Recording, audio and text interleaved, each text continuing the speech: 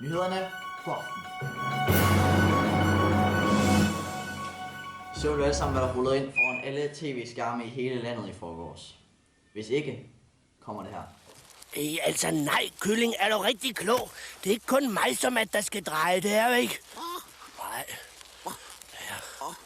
Og når jeg sidder her foran og styrer og gør det alt det sværeste, så er det altså også mig, som at der skal være bedst til det, ikke? Ja. For jeg har altså haft flest fødselsdage.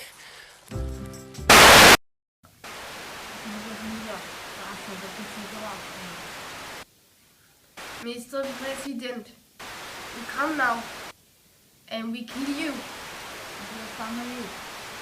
On your home. We kill you, and all this time you have destroyed us. You destroy our family, Our home. Our land. our people. Our hope. You destroy us, and now we destroy you. We Kill you. We kill you, Mr. President. Kill you now. Og nu stiller vi om til Washington D.C. og ser, hvordan situationen er. Bag ved Det Hvide Hus. Vi kan desværre ikke komme derind, for der er helt lukket af på grund af det forsøgte terrorangreb. Situationen er rimelig presset, og der er heldigvis ikke nogen, der er døde endnu.